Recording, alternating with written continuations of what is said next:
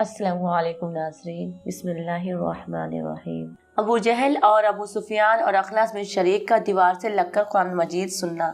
ابو جہل کے بارے میں کہا گیا ہے کہ وہ رات کو چھپ کر حضرت محمد صلی اللہ علیہ وسلم کی قرأت سننے آیا۔ اسی طرح ابو سفیان ابن سخر اور اخنس بن شریک بھی ایک دوسرے کی خبر نہ تھی۔ صبح تک تینوں چھپ کر حضرت محمد صلی اللہ علیہ وسلم سے قرآن سنتے رہے۔ دن کا اجالا ہونے لگا تو واپسی میں ایک سنگم پر تینوں کی ملاقات ہوئی۔ ہر ایک نے دوسرے سے کہا کہ تم کیسے آئے تھے؟ جب بات کھلی تو اب سب نے آپس میں یہ معاہدہ کیا کہ ہم کو قرآن سننے کے لیے نہیں آنا چاہیے، کہیں ایسا نہ ہو کہ ہمیں دیکھ کر قریش کے نوجوان بھی آنے لگے اور آزمائش میں پڑ جائے۔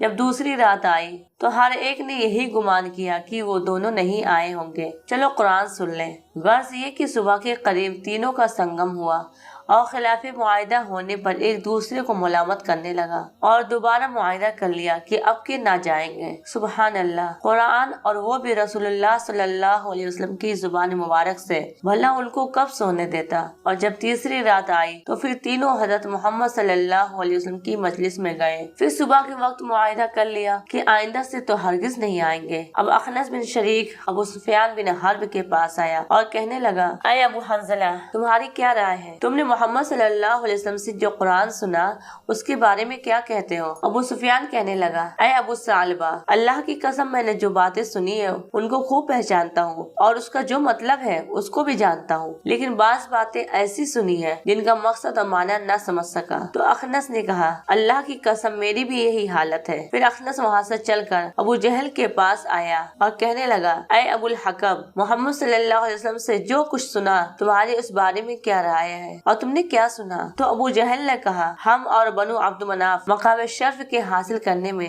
ہمیشہ دست و گریباں رہے۔ انہوں نے دعوتیں کی تو ہم نے بھی کی، انہوں نے خیر سخاوت کی تو ہم نے بھی کی، حتیٰ کہ ہم تو پاؤں جوڑے بیٹھے رہے اور وہ کہنے لگے کہ ہمارے پاس اللہ کا ایک پیغمبر ہے، اس پر آسمان سے وحی اترتی ہے، تو اب ہم یہ بات کہاں سے لائیں؟